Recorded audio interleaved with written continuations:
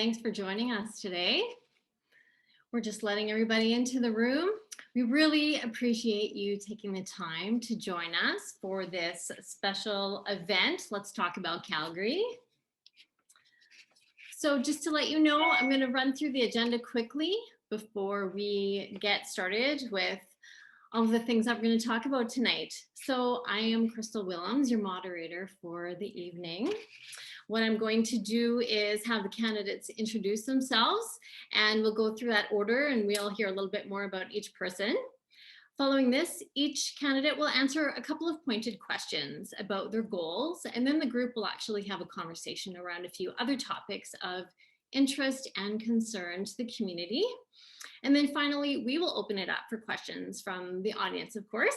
And I'm going to ask that you can either type your questions in the chat box if that feels more comfortable for you, or you can raise your hand and I'll do my best to see who's up first and remain in the queue. And if we happen to run out of time, then we will absolutely be following up with you to make sure that we have your questions answered.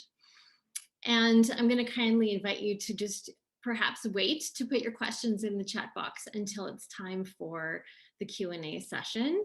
And I certainly don't want to be able to lose track of the questions that you're asking today. We will wrap up tonight at 8:30 p.m. And I do want you to be aware that the session is being recorded tonight. And I would also like to mention finally that this is meant to be a really relaxed and friendly and respectful session tonight in this virtual environment, of course. And we just want to be able to keep our strong passions in check and be kind at all times. And we all have actually been looking forward to this evening for a while now and are excited about getting to know each other better. So in terms of introductions, again, I'm Crystal Willms, your moderator for tonight. I'm a personal friend of Lauren Herschel's, and I volunteer for her Ward 11 campaign. I currently live in Saskatoon, but moved here from Calgary 4 years ago. I was in Calgary for 15 years and happened to live in Wards 2, 4, 7, and 9. So I'm happy to announce that I've only lived in one ward since I moved to Saskatoon and hope to not move again for a long time. So moving on to the introductions for the rest of the candidates. I wanted to let you know as well that Leslyn was unable to join us tonight unexpectedly. So if she happens to be available, then she's going to pop in at some point in the evening. Otherwise, we will get started with Lana. Thanks so much, Crystal, for the introduction. It sounds like you've never lived in Ward 6 before. We'd be happy to have you, and I can take you to all the hot spots, including the Glamorgan Bakery. They know me there very well. So good evening, everybody. It's my pleasure to be here. Thanks to the organizers for tonight. My name is Lana Bentley, and I'm a proud resident of Ward 6, and I'm proud to be running for the Ward 6 City Councillor position. I think in terms of a little about me, when I'm not running for office, I spent about 10 years working in public health care where I worked in child and adolescent mental health. I've managed a psychiatric inpatient unit for kiddos and an emergency department for kiddos. I teach part-time at Mount Royal in the U of C, and my current day gig is I'm the Director of Program Strategy at the largest women serving organization here in Calgary. So I'm really excited to be running for City Council. I can't wait until the health restrictions relax and we can finally get out there and door knock and see each other face to face. And it's a real pleasure to be here tonight. So thank you for the time, Crystal, and I'll turn it back to you. Thank you so much, Lana. Let's move on and hear from Lauren. Hi, everyone. Thanks for coming. I am Lauren. I am running in Ward 11. I hope you're staying cool out there. We were having a conversation before this started. I think about maybe half of us have air conditioning and the other half don't. So hopefully we keep the sweat or the glow at bay for the next little while. So yes, I'm running in Ward 11. I have lived in Oak Ridge, which is where I live, for 7 years now. Prior to that, I lived in Renfrew. I also lived in Linview, which is just up the hill from a new section of Ward 11. We are acquiring Riverbend, Quarry, Park, Douglasdale and Douglas Glen. So I'm very familiar with those areas as well. My background is marketing, communications, community engagement. I've worked in a variety of industries, everything from not-for-profit to residential home building, banking, hospitality, a little bit of everything. I am running because I just, I have a bit of a love affair with Calgary. I chose to move here 15 years ago, and it was probably one of the best choices I have ever made. And I really see this as an opportunity to use my skills and my experience to give back and, really make some meaningful change for my neighbors and the community and the city as a whole. So I'm really looking forward to getting out there as well and getting to meet more people now that, COVID hopefully is sort of being kept at bay. And and I'm really looking forward to the conversation tonight. Thanks, Lauren. Let's hear from Jacob. Hello, everybody. My name is Jacob McGregor. I'm running in Ward 1. I am a born and raised Calgarian, and I've lived in Tuscany for the last 15 years. I've got a background in a lot of volunteer work in the disability community, as well as with political campaigns with my local MP for the Conservative Party, Pat Kelly. I'm here because this is home. I love it, but it doesn't mean we can't do it better.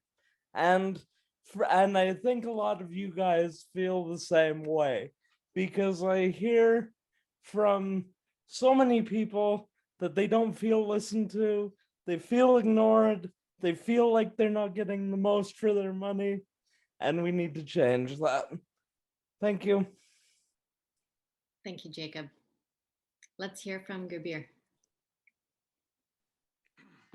Thank you, Crystal. Good evening, everyone, and thank you for joining us tonight. My name is Gurbir, and I'm the Ward 3 candidate here in North Central Calgary. I am not a Calgarian. I moved here. I'm a Calgarian, but I moved here 10 years ago from BC. Actually, I came for the oil patch, and I came to work in the energy sector. So when I moved to Calgary, I lived in the Northeast in Saddle Ridge, and then I lived for a long time actually in the Beltline. So first in Inglewood, and then the Beltline. And I moved up to Ward 3 in Panorama Hills about 7 years ago. So my wife and I, we built a house and have 2 little kids up here. I have a 5-year-old daughter named Nahal, and I have a 7-month-old baby named Saj. So our hands are pretty full at the moment. But I also, my background is engineering. So I'm an engineer. I'm a registered professional in Alberta. I work for Rocky View County, which is Calgary's neighbor. We surround the city on the north, east, and west sides. And there I manage the planning and development department. So a team of over 30 professionals of the organization. But before that, I've also managed recreation on behalf of the county. I've managed parks, social services. I've also managed the engineering team. So I do have extensive experience in local governance and municipal government. Why I'm running, that's a really, really big question. I can probably talk all day about why, but to be honest, I run is because I care. I've always longed to apply my experience and my passion and knowledge at the broadest level where I can impact the greatest number of people. And the council platform allows an individual to do that. And that's really one of the big reasons of why I want to run. And, Calgary's in a delicate place right now, obviously with coming out of this pandemic and also the state of our economy. We need a really strong council moving forward to get us back on our feet and be prosperous once again. And really get back to becoming a city that people continue to want to live in, and attracts people from across the country and across the world. So I want to make Calgary the best place to live, work, play, and ultimately invest. And I've been fortunate enough to build my best life here in Calgary, and I want to offer the same opportunity to others who will come to call Calgary home. So that's a bit about me. Thank you. Thanks for sharing that, Gurbir. Let's hear from Evan. Hello, everyone. Thanks for coming out tonight. And thank you so much, Lauren and Gurbir, for catalyzing, and Crystal for hosting. Really appreciate it. My name is Evan. I've been a resident of the neighborhood of Mahogany for the last 7 years. Moved from actually the North Central corridor there, Gurbir. So some of my old stomping grounds is where you jaunt around now. I have been a pastor for 10 years. I spent my first 10 years vocationally serving people building a sense of community and faith. Always been a bit of a hippie at heart and just love serving others. So I fell in hard with the neighborhood, just in love with it in terms of wanting to be involved and engaged. And when the families that I'm currently here with, my next door neighbor is my brother and sister-in-law, there was a dream of making sure that we invested and rooted well. And that has had some really amazing fruit in our lives. So similar to, as I'm hearing Gurbir and others say, like, Calgary, this is my best life. I absolutely love this place and I want to continue to serve it. So I'm captivated by what happens when neighbors and neighborhoods become part of just your lens in life. When you choose to really accept the people that are right around you and to embrace the place that shapes you and to become a known character in the story of your neighborhood, everything kind of shifts and changes and it gets a little sunnier. And there's a whole lot more optimism when you choose to find what's good instead of what's wrong with what's around you. But obviously Calgary has its own share of issues. I currently work for Councillor Shane Keating, just spent the last year looking under the hood, and it hasn't scared me off yet. So that's why I felt like I could bring some positivity, some possibility. And I'm an emerging policy nerd, so I'm excited for this conversation and the possibility of being colleagues with hopefully all of you in the days to come. Thanks, Evan. We have some really good energy in this group. I'm quite excited to hear more from everybody. So we're going to start off just taking a bit of a focus on some fixed questions. So I'm going to ask some pointed questions and then I'm going to call upon each candidate to answer those questions. So we'll all get to hear a little bit about their opinions moving forward. So the first question is, what is the biggest priority for the city and one for your ward? So again, what's the number one priority for the city and one for your ward? And let's start with Jacob. I would be interested if anyone didn't answer that the biggest priority for the city as a whole isn't economic recovery after the couple of years and especially COVID that we've been through. And we really need to make this a place people want to work and want to. And if you look at students, for example, a lot of them are leaving the city after they graduate, and we need to keep that talent around. We need to make this a place people want to live and build a career here, and that'll attract more opportunity here.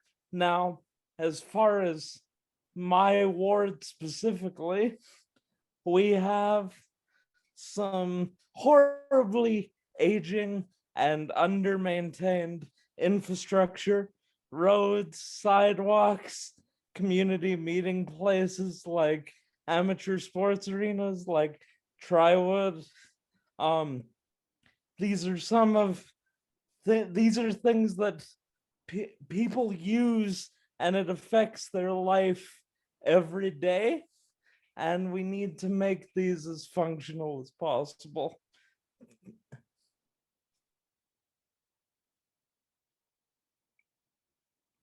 Thank you, Jacob. Let's hear from Lana. What's the number one priority for you for the city and one for your ward?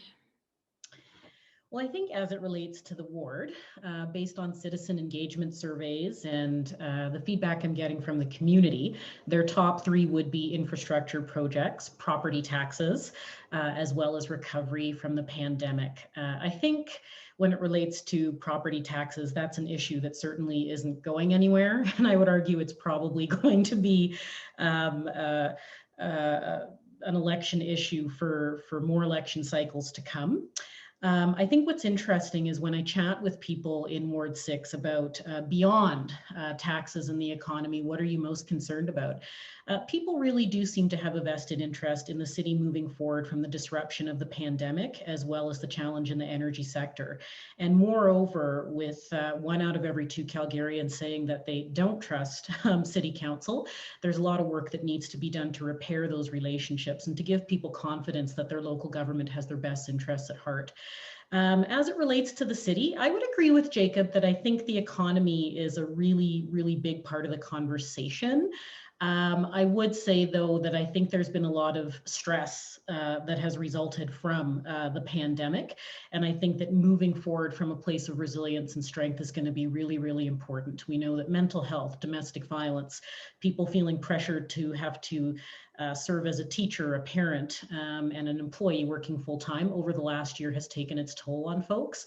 And so all of that somehow needs to be addressed as we move forward. And given that local government has the biggest impact, I think, of all orders of government on your day-to-day life, I think people are going to be looking to city council to exercise some leadership around that and create impact where it matters the most day to day. Thank you so much, Lana. Let's hear from you, Gurbir. Well, thank you, Crystal. Where do I start? I think Jacob said it when we started this conversation that the economy is sort of the biggest thing looming here in Calgary, if not in all of Alberta, really. Calgary, makes up 40% of the GDP in Alberta. I didn't really know that until recently, and it's a huge economic powerhouse in obviously this province, but also this country. And we really need to get city back on its track. Obviously, the pandemic has brought us to our knees, and obviously doubled that with the global energy crisis. So coming out of that's very important. It all doesn't fall on the city's shoulders. The city has one role to play in developing and creating a vibrant and a great city, and we really need to do our part also in attracting and diversifying the economy. I started off introducing myself saying I came for the energy sector, and it's been our bread and butter, and it's been a bit of a one-trick pony for some time. But it's time that we also start to diversify and really stabilize our economy and have a good wide breadth of jobs that are here for the long term, in which we are not just reliant on one sector. So the economy, in my eyes, is the number one thing that really the foundation needs to say that that everything's really built on. Ward specific. I've been to the ward one time now, just early in mid-April to May, and I've heard a lot of different things. And one thing that I saw that really hit home for me was I saw a lot of families just like mine, a lot of young families, and priorities for them, they vary a lot. Whether it be infrastructure, whether it be public safety, whether it be recreation, social aspects. It's kind of really across the board. And I think for me, priority is to bring more attention to this ward. And it's people I feel like it's been a bit forgotten about over the years. It's very developed. There are new communities being built on the outskirts, Livingston and Carrington, but people feel that the ward is a bit forgotten about. And one of the biggest things that that North Central Calgary is fighting for is Green Line. And it's been a project that everybody knows about and has so many merits and benefits. And even now with the recent announcement, I feel like we got a bit of the short end of the stick here in North Central Calgary. So these are the few things that I've noticed. And again, how I said when I started this conversation was, I built my best life here, and as many families also moving up here for the same reason as I did. So I would really push to continue to sort of build this. Thank you so much, Gurbir. Let's hear from you, Evan. One of the things that comes to mind for me, definitely the economy, making sure that we look at creative opportunities. One of the news points that I got really excited about was how CED got involved with the film industry to catalyze that, make some early investments, set aside a space, and reduce barriers to something catalyzing in Calgary, and then very quickly giving that back to the private sector. There's an awful lot of conversation about private public partnership and collaboration, and I think that's exciting. I would love to see more of those kinds of setups where the city mobilizes at the behest and under the direction of people in the private sector that go, hey, there's an opportunity here for us to explore, and working together. I think that's exciting. I want to see more of that. But ultimately, with all the jobs and opportunity, the economic stuff, I really feel like culture is really one of the biggest things that we're kind of needs to be on the radar and as an issue for Calgary moving forward. A mayor and a council, for better or for worse, are kind of a little bit like the mascots of a city. And the kinds of dialogues that they have, the kinds of visions that they have for the future of the city, the way they talk about the city, the way that they get involved with at the local level really does sometimes unfortunately and sometimes fortunately impact things for the benefit, for the positive or for the negative. So I would love to be a part of helping make sure people have a real sense of optimism about the future of Calgary and we don't get caught in a downward spiral. When I think of Ward 12, it's got to be Green Line. I mean, the fact that this is a 10-year journey and we still don't have any track left is a bit of a travesty. I'm really hoping that my kids are going to get to use it to go to post-secondary education. Currently, it's 2028. So that with that timeline, that should be a thing. So that's exciting. But when I think of deep Southeast, so Seton has been billed as this place where we're going to have another little hotspot of economic activity, a thriving community hub, maybe even another little downtown of Calgary. That's just not going to fully be realized unless you have the proper infrastructure. We got an amazing hospital. We've got one of the world's biggest YMCAs.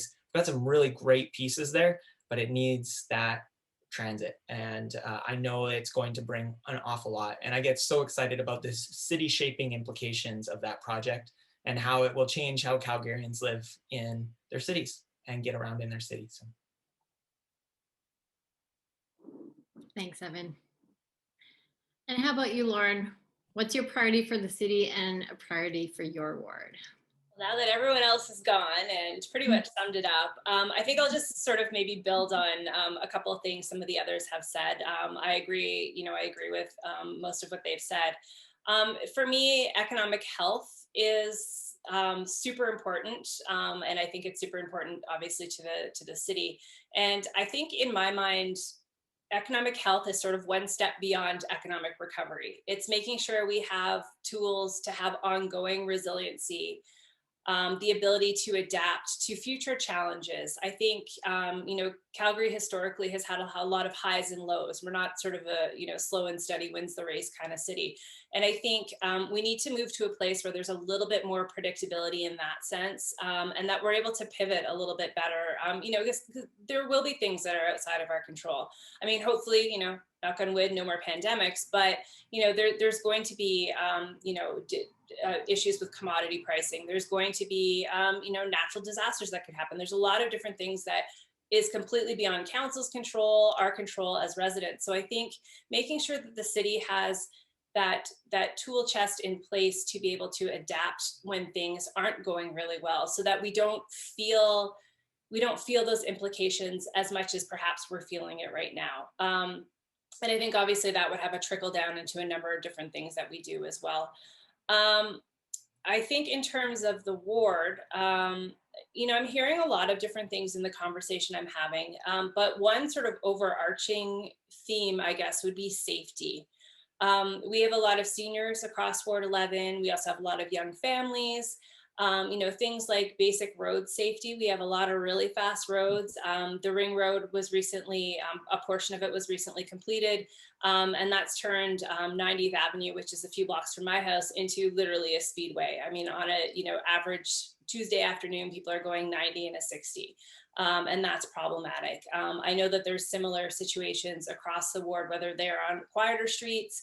So I think it's looking at ways where people, I think Lana said earlier, we have the biggest impact on people's day-to-day lives. And when you leave your home, you want to know that your kids can get to school safely. You want to know that, your seniors that live next door. I was actually watching my neighbor across the street earlier today, and she's not a fast mover. And so, I want to make sure that people are able to get around in a way that is safe for them, based on what's going on in their world. And I think that is something, obviously there's different priorities in different sections of the ward, but there is that overarching theme of safety and, being okay in the neighborhood that you're in, or, wherever you need to go shopping, all that sort of thing. So having that ability to get around in a safe manner. Thanks, Lauren. It's pretty clear to me this entire group is very people first. So, be it economic, growth, recovery, just wanting to make sure people are taken care of, families, individuals at all stages of life. It really, really stands out. So hopefully everyone who's here today can really feel that with everyone. So we'll move on to another question that I'll have each of you answer individually. So the next question is, what is the first thing you would accomplish as counselor? So this time we'll start off with Evan. Thank you. For me, it's going to be setting up advisory groups and panels of people that I've met along the campaign and have known previously that are going to kind of lay the foundation. I want to be a lifelong learner, and especially so if I was to be given the honor of being elected, I would want to be listening to the best and the brightest from my ward first and foremost, and then from the city. I want to leave a sense of engagement and empowerment behind me wherever I go, so that when people have a conversation with me, they know I'm bringing pieces, nuggets of that conversation into the next one. So I would want to put together a group that's looking at small business activation. I would want to put together a group that's looking at activating public spaces. And even listening to the ward in terms of what priorities are important for us over the next stretch, and bring to people that are engaged and active and interested in seeing those things happen, and make sure I end up being a conduit for the work, not the one that makes all the decisions at the top of the pile. So, thanks, Evan. How about you, Lauren? Thanks, Crystal. Honestly, what I would do is really what I do whenever I start any new role, and that's build relationships. It's getting to know, all the players, all the stakeholders, finding out what matters to them, what their needs are, what their wants are, how they communicate, what their pain points are, and building out really solid, meaningful relationships. Because when you have those, it makes a lot of the decision making far more easy. It makes, you can collaborate a lot more, you can work together as a team. And you can really bring various different people together that wouldn't necessarily start out that way. So I think it's not necessarily building consensus, but just making sure you have a really good understanding of all the people that you'll be working with and what they need to be able to help you do the job, but also, what you need to have to enable their goals and wishes to come to fruition. So that's really the very first thing that I would do, because that really, it sets that stage for everything else that we want to do as a city moving forward. Thanks, Lauren. Gurbir, what would be the first thing you'd like to accomplish as counselor? Thanks, Crystal. I'm just going to say ditto to what Evan and Lauren said, and my thoughts are kind of more so down to business, but absolutely, it's establishing a good group of people around you. An advisory group is very important, and Lauren kind of really hit the nail on the head there. That it really comes down to relationships, and building those relationships and building trust and both ways. And I think that's going to take some time. But obviously, with the council going to have such a significant change and a new mayor coming in, that's going to be very important to establish early on. But I think the city as a whole, we need to get through this pandemic. Be very, very, very clear with you. We need to really get our people and our businesses through this and get them back on their feet. And the city's done a pretty good job, with tax deferrals and trying to cut red tape and waiving fees on various permits and things like that. So I think we have to continue with that until people are established again, and we resume normalcy, whatever that normal is. I think that's really important. But the first thing that's going to hit this council very soon is the budget. The Calgary runs about a 4-year budget, and 2022 is when it's up. So one of the biggest things that the new council will face is understanding the budget and what to budget for. With the $4 billion top line, it's a lot of money. So also we have to understand long-term priority. The thing is, the city is, you have to understand is what we're doing today, still important, relevant to what we do as a city. And I'm sure a lot of it is, but we have to really get under the hood and take a look. and understand, are we still doing and meeting the objectives that the council of the day had set out, and can it be done in a more efficient or a cost-effective manner? So these are the first sort of high-level things that I would look to tackle. They're going to fall in our lap, whether it's me or anybody else or all of us. But that's that would be my near-term priority. Thank you. Let's hear from you, Lana. I mean, it's a great question. I think if I'm elected, the first thing I'm going to do is probably call my mom. She'll love you for that. Yeah. I don't know. What do people do when they win the Super Bowl? Probably going to have a really big volunteer appreciation party. But I think after that, you know, the thing that characterizes my campaign is what's going to be the difference that makes the difference. And that's a question that when I was training to be a family therapist, we used to ask people, what's going to be the difference that makes the difference when you feel stuck? How will you know that a positive change has taken place in your life? And in my experience, the answer to that question usually isn't something really, really big, but it's something really, really meaningful. And so I think it's a difficult question to ask because when you're running for council, there's a lot of pressure to say a lot of big sweeping changes that you would make. But the reality is, I think it's more important to know what the role is and what it isn't. And this is the level of government that has the most impact on folks' day-to-day lives. So absolutely, I'll be advocating for all of the things that have been said thus far. But if you're asking about some of the things that community members have told me will make a difference, there's a playground that hasn't been upgraded in about 30 years in one of my neighborhoods. And I spent all Saturday morning with a group of families who said, Lana, we need to know that our city council hasn't forgotten about us.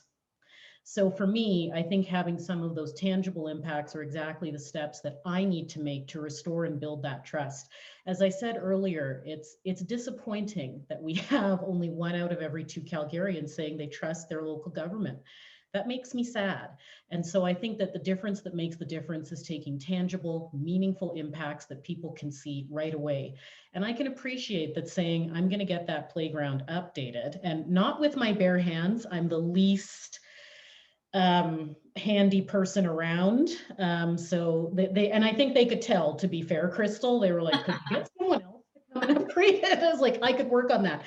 But I think if you consider the impact of the pandemic, people's homes have come to mean something so much more than they did a year ago. Home has become school. Your local playground has become the only source of entertainment for you and your family. And your neighbor now is more connected to you than ever before. So I want to start digging in and leaning into all those things that need to be addressed in the communities of Ward 6. And as we go and as trust develops, I think people are going to have more confidence in me to advocate on their behalf for some of these much larger city as a whole issues that others have already given voice to. Thanks, Lana. I'm excited for Ward 6. That sounds fantastic.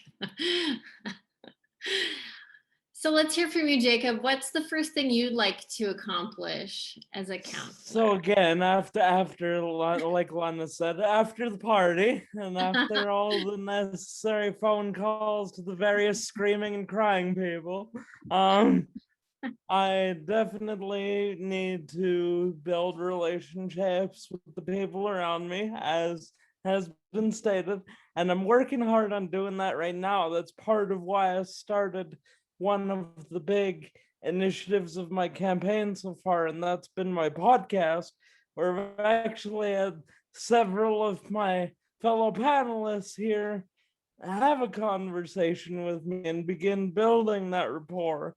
So I'd like to think we could hit the ground running, at least partially, in that respect. Trust has been brought up quite a few times here, and there's a couple of concrete things I want to do to build that trust, and that's to tell you right here and now that one day of my work week will be entirely dedicated to community and constituent issues, as well as we need to start leading by example. And part of that means when Calgarians are struggling, council needs to make sacrifices as well. And that's why I'm not going to be accepting a transition allowance, and I'm going to be calling for a 10% rollback in council salary, and as well as administration, and an end to supplementary pensions. But on a more granular ward-based level, I was out canvassing on Bow Crescent in Bowness, and you would swear that this is a residential street, and you'd swear it was a country road with all the potholes and the state the road was in. And that's something that we can fix right now. Let's do it. I'd be advocating for projects like that. There's a couple of neighborhoods in my emails with constituents that have been asking for pump tracks for kids to ride their bikes. Recreation is so important. And just these, like Lana said again, these tangible things that affect people every day. Thank you. Thanks, Jacob. It sounds like once the parties are over, that's when you go in and fix the infrastructure. You got to wait until that's wrapped up first. And it also is very clear too, though, that you all really want to engage with people. And so you're completely open, you're open-minded, your hearts are open. And so hopefully, you know, the community can really feel that and really take advantage of that to rebuild those relationships, you know, as we move forward. So thank you for answering those questions. So now we're going to move to a bit more of an open forum and start more of a conversation amongst all of the candidates. So I'm going to put out a question right now, and then I'm going to call upon someone to start, but then we're going to leave it as more of a free flow type of conversation moving forward. And if we're lucky, we'll get through a couple of those questions, but we'll start with this one. So what role do you think council plays in disrupting systemic racism?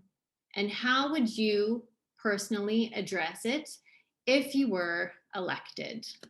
And I would like to hear from you, Lana, at first, and then Gurbir to build on that. And then we can just really open it up and engage in a conversation with all of us.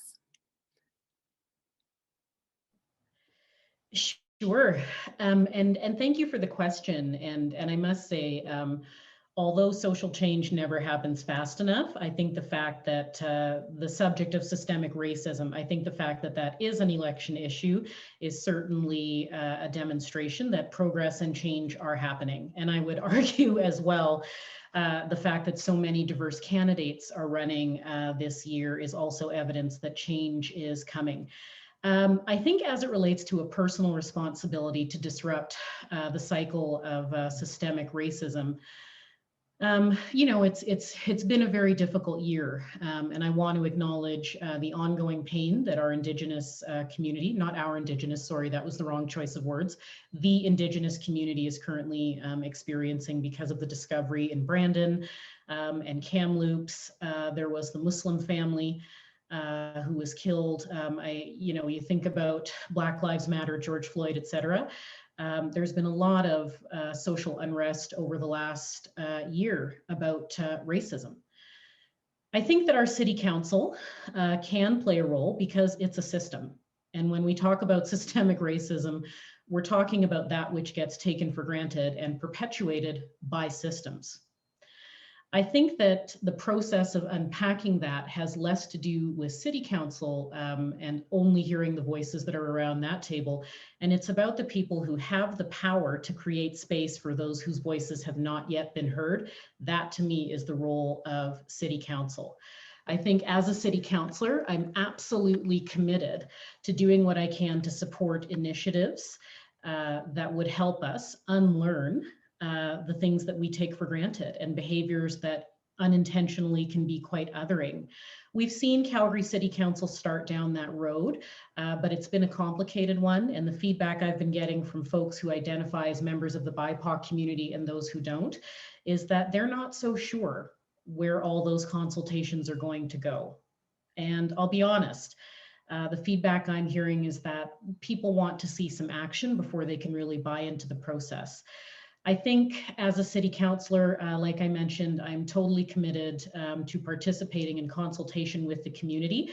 However, I think sometimes we can get weighed down and buried by consultation. You don't need to know everything about systemic racism in order to start doing something to be helpful. And I think that the continued dialogue is helpful insofar as it raises awareness, but that awareness building has come at the expense of people of color who have had to bare their souls repeatedly and not knowing what the outcome is going to be. So I certainly want to push for action. It needs to be measurable, it needs to be observable, and it needs to be meaningful to BIPOC members of the community. And I would just add as well, Crystal, as you can tell, I'm quite passionate about this subject. I think there's a myth that racism only hurts racialized people, but it also hurts those who perpetuate racism as well. Racism is something that diminishes and makes smaller, and in order for our city to move forward from a place of strength and resilience, we need to think bigger and do better. So everybody in our city and our community will benefit when we have taken meaningful action on systemic racism. So Gurbir, I think I'm passing it over to you. This feels like Hollywood Squares. So I'm just gonna do this gesture wherever you are. I'm transitioning it. Thank you, Gurbir, for receiving it. Yeah, I don't really know what to say, Lana, after that, but that was a great response. Thank you for sharing that, and clearly you're very passionate about it. And you know, as a person of color, you know, I've experienced bouts of racism throughout my life. You know, luckily not that much, directly and indirectly, but it's something that people have, that the BIPOC people deal with, on a regular basis. And you know, to me, I'll be very honest, it really starts at the top. And you know, Calgary is a very diverse city. You know, I'll argue that my ward, Ward 3, may be the most diverse ward in the city. You know, having been around, you know, the entire ward in the past few months, it's very evident to me. And you know, again, I think it starts at the top. You know, a diverse city should have a diverse council that's representative of the people who live here. And not just to say it's just traditionally a white council. You know, we're starting to see some change. We're starting to see, you know, some people of color, you know, sit as councillors. And I think that in itself is a huge symbol, that we do have people of color who are sitting at the council level. But I think also understanding our role in this, you know, council, you know, for lack of a better term, is, you know, say a board of directors of a corporation. Sorry to bring a business term into this, but we oversee, we set policy, we set the pace, we set the direction that this organization or the city goes in.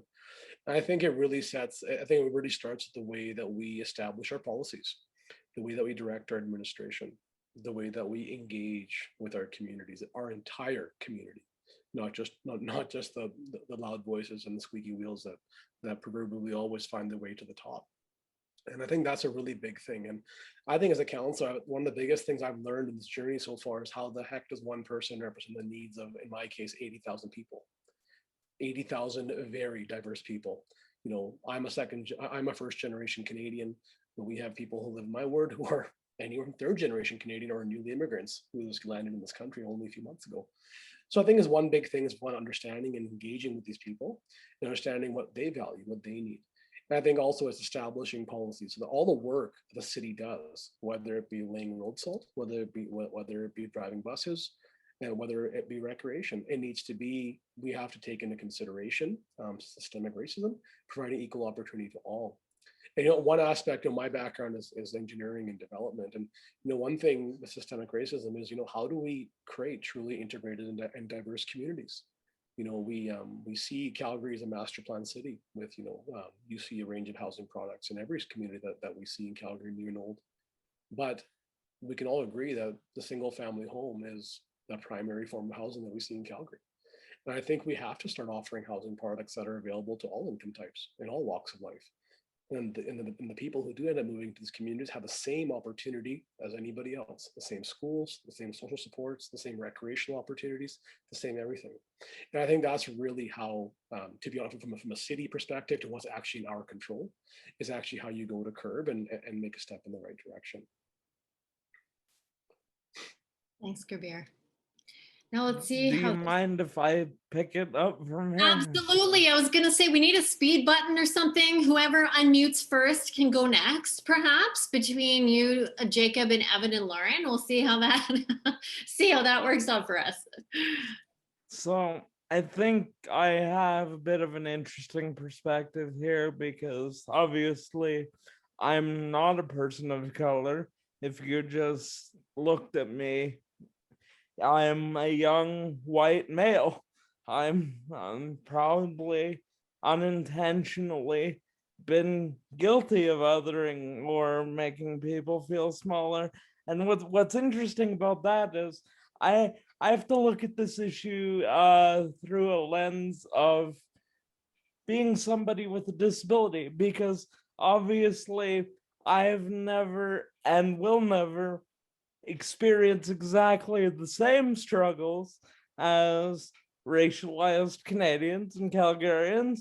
However, I have a similar set of struggles in the fact that accessibility is not the first thing a lot of people think about. So when you're building, say, your built environment and you're building a sidewalk or a building with stairs, that automatically others me. It gives me less of an opportunity. So in a similar way, the way to kind of fix this issue, or not fix it entirely, but to get better, is to start thinking about it and start talking about it. And as a council, I think that's something we can do.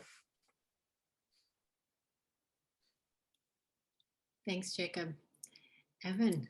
Yeah, go. I'll jump in. I didn't want to be last. I didn't want to be in pole position, so I'll let somebody better. I'll let Lauren go and pull. So for me, I have so much to learn on this. I have lots of good fireside chats with a brother-in-law who reads deeply on this issue. I have neighbors and friends and connections from all across the BIPOC community. But when it comes right down to it, obviously, I come at this with a certain lens, and I know for a fact in my past I have been guilty of saying it's not that big of an issue. It's not one of our major issues, and it's easy for me to do when I'm in that place, when it doesn't impact me on a daily basis. Even just today, as I was talking with my campaign team about this conversation and this question coming up, I made a comment and they kind of put me in check. And they said, but Evan, this. And I was like, oh, dang, okay, I have a lot to learn. So that's my commitment. My commitment is to be as best as possible a safe place for all of Ward 12. I want to listen, I want to learn, and then I want to get on side with great, practical, and heartfelt action in a direction. And I don't feel a need to lead that. I feel a need to support it. I feel a need to get in behind people that live this, and that's what I want to do. But when it comes right down to it, I do have one hot take or one opinion on this, is I do feel that the neighborhood, being a neighborhood guy, is like the ideal place for this to happen. I think in as much as it stays in the halls of power, it has to happen in the halls of power. It has to be a place, conversation. It has to touch policy. It has to touch the built environment, as Gurbir was talking about. It has to touch these things. But when it comes right down to it, I really feel one of the best places for each of us to take tangible actions on this is just to get to know our neighbors and to honestly embrace people of difference right in around us where we live and we work and we play, and to listen to them and to have block parties with them and to go for walks with them and to look after their kids and to learn who they are and what makes them tick. So certainly have done that, want to do that more, and that would be where I would wrap up that. Thanks, Evan. Lauren, do you have any particular thoughts, anything you want to build on based on what you've heard so far? And yeah, please share. I think, I think everybody's really covered it quite well, so I'm not going to belabor this. But I think, to echo some previous comments, it's really, given where I'm coming at with this, it's really my place to listen, to learn, to not be complacent, to look for opportunities where I can lend my voice, I can lend my leadership. But it's really not necessarily for me to lead, because I don't have that lived experience. So I really do need to just be open-minded, and really listen and really try to make sure that I'm influencing also people around me to listen. I've really been making an effort of late to correct even well-meaning friends when they say things that are perhaps not appropriate, or they haven't thought it through, and I think it's really, that is a big role that I have, just even as an individual, to again not be complacent, and just to really understand how I can help, without personally trying to go in and fix it, because it's not my place to lead that charge unless asked. So that's really my 2 cents on the question. Thank you. It's pretty clear, though, that it still entirely involves listening and learning from everybody.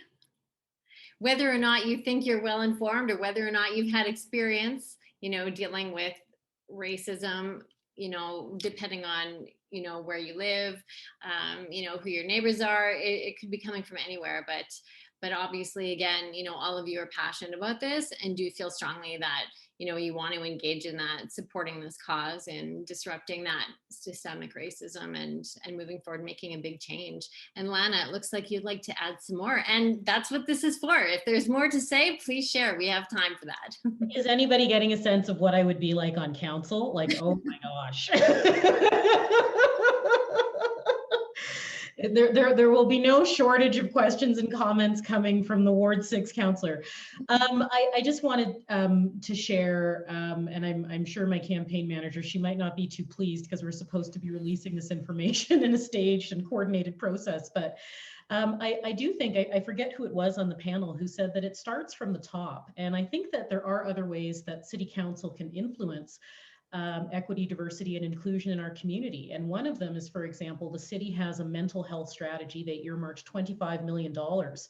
I'm of the opinion and the belief, and I would certainly be advocating for it, that anybody who wishes to receive municipal dollars needs to have a detailed plan in their application around truth and reconciliation and equity, diversity, and inclusion. I think that we can start to support these ideas to go from being conceptual to operationalized by making sure that any city-funded initiatives are demonstrating not just commitment, but action. I would also say, as it relates to truth and reconciliation, there was a report that was published, I think, in 2015. Of those 94 recommendations, 18 were specific to municipalities and local government. And I'm in full support of us renewing our commitment to truth and reconciliation and enacting those 18 recommendations as soon as possible. And I would argue that that needed to happen yesterday. So going back to your original question, I think it's time to start pumping the gas on some of these issues that have been outstanding and causing a lot of pain and othering for members of our community. So I think there are some concrete things that we can do as well. And then finally, I would add, and this is kind of therapy gobbledygook, but I believe the City of Calgary should be a trauma-informed organization, and all associated business units of the City of Calgary should be trained in being trauma-informed, which is a way of having organizational culture and practices that are welcoming and affirming of those who've had difficult lived experiences. So that's all I wanted to contribute, because I think that this is an area where we can show some real leadership. If I can just add to this a little bit as well, with these concrete actions, we also do have to be careful not to treat racialized Calgarians or people of color as a monolithic block. Everybody's needs and experience in this aspect are different. So we need to be wary of a one size fits all approach, even if it does have to start from the top.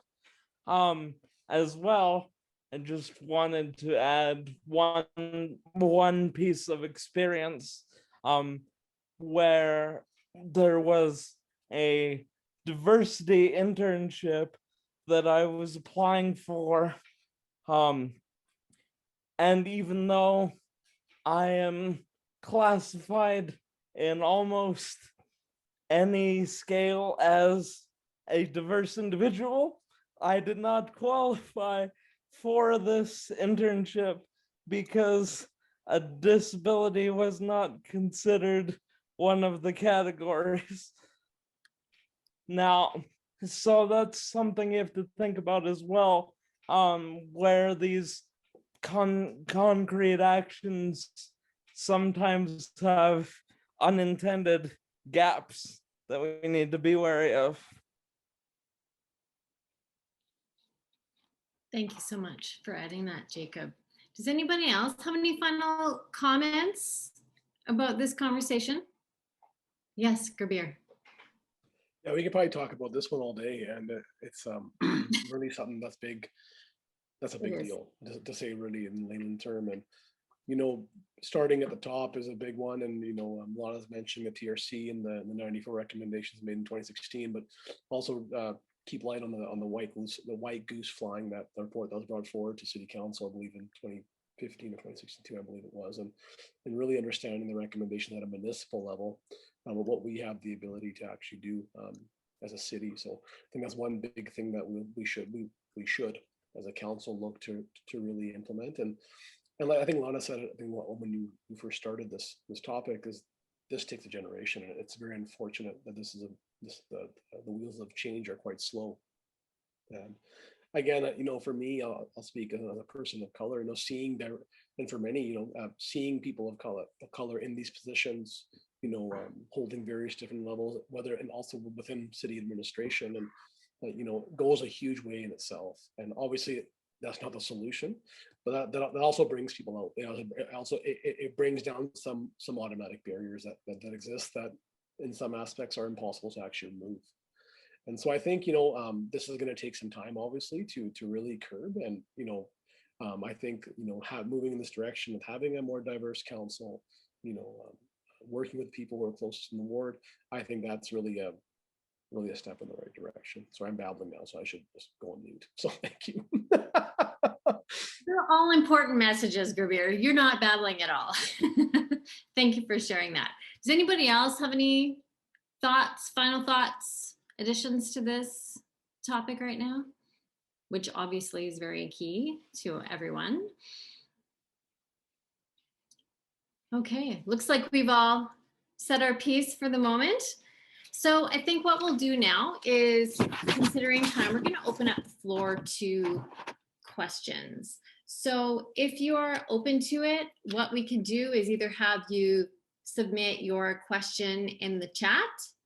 You can also raise your hand and we can have you unmute yourself and ask your question to either the group as a whole, or perhaps you have a targeted question for one of the candidates. So I'm going to leave the floor open right now, and we'll just pause for a moment. Maybe everyone is thinking about what they might want to ask. If you don't have any questions right now, that's okay too. As mentioned earlier, we are most certainly going to make sure that you're able to connect with whomever it is that you'd like to speak with further, should you have any additional questions or if there's conversation you'd like to engage in.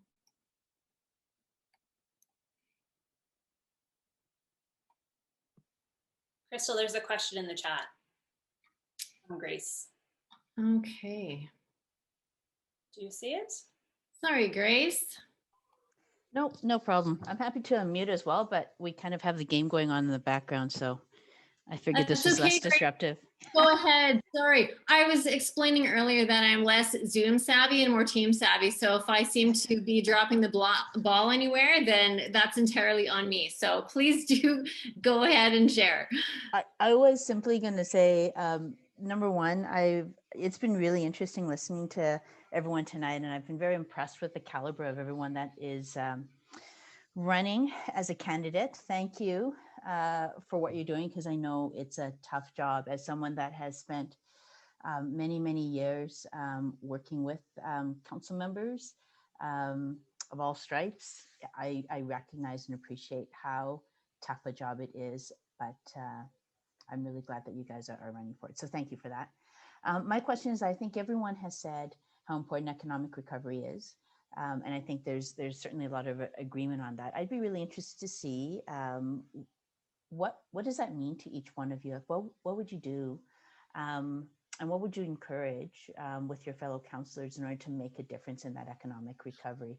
What would you focus on? And recently, council approved a $200 million spend to support the Greater Downtown Strategy. Do you think that's a good start? Who would love to start there? Gurbir, maybe. Yeah, that's a really good question, Grace, and thank you for asking that. And you know, just about every candidate, if not most candidates, have the tax on the platform. Taxes are rising for both businesses and residents, and it's been rising at a rampant pace. Over 60% per year tax rates on residential, over 70% per year actually on non-res property. And one of the big reasons is that gaping hole in our tax base in downtown. The lost value, the lost property values out of those towers, and what do we do? What does the city do? To sort of get that back on track. And I've been telling my constituents that is the biggest that's the biggest factor in stabilizing taxes. Vacancy rates hovering over 30%. It's these high valued property, the highest valued properties in the city sit vacant. And and Grace said the city council passed a $1 billion plan and funded 20% of the $200 million, and have earmarked where that money is supposed to go. And I think that the incoming council have a lot of work to do in deciding precisely how to spend those dollars. But the biggest thing that we can do, the best thing that we can do with public dollars is how do you maximize and attract private dollars? And how do we have those private dollars come chase and build upon the public money that we put in? We all can agree that Calgary, we want a vibrant and happening downtown, a place that people want to be and want to come to. And, one thing I noticed, living in the city for 10 years and living in downtown for half that time was, during the work hours or in the evenings, it's good. But other than that, it's relatively flat and dead. And I think we have to really address and create a destination in downtown and that's the public aspect of what we do. I know some of the money is also going towards converting our empty office space into residential rental. And I think that that also is a good step to pilot to see if it actually works. But what that actually establishes is you create a stable revenue stream that once you make that conversion, make that investment, and have people move back into those towers, you have a steady cash flow in the sense that it comes from property tax that the building is occupied. So I think again the downtown is the crux of our tax issue, and we need to get it back on track. But $200 million is a lot of money, and people are watching closely now more than ever before. And that's why we have to have the right people on council to deliberate and determine where that money gets spent. We have to spend it wisely. So I hope that answers your question, Grace. Thanks, Gurbir. And who else might be passionate about this or have a very clear answer? Perhaps Lauren. I know she's passionate about revitalizing downtown. I am, and obviously, as Gurbir said, what is happening downtown definitely has an impact on what's happening with our taxation system. This downtown strategy is important. There's a lot of things I really like about it, and then there's some things that I'm kind of a little bit cautious about. So obviously what I like about it is the long-term goals, if realized, will give us, again, what I spoke to earlier, that economic health, that economic stability, where we are not relying on one sector to be booming and downtown to be full and all that sort of stuff. It gives us those adaptation tools. It gives us that resiliency. Another thing I really like about the plan, of course, it's not perfect. There is no such thing as a perfect plan, but what I really liked about it, I actually saw the presentation for the downtown strategy about 4 times being given to 4 very different audiences, which gives me kind of a unique perspective. What I liked is that it is a really awesome blend of city ideas and, you know, and city policy and that sort of thing, and private investment. The private sector was an equal partner at the table on this, and they are so passionate about this, and they were passionate regardless of which audience it was. Like they were very enthusiastic. You know, I spoke to the city separately about it recently, and they said, you know, really, we brought people together and we facilitated conversations, but it's not our plan per se. Obviously dollars, but it's not, they're not, you know, it's not them standing there saying, you know, you shall do this and you shall do that. It's very much a partnership.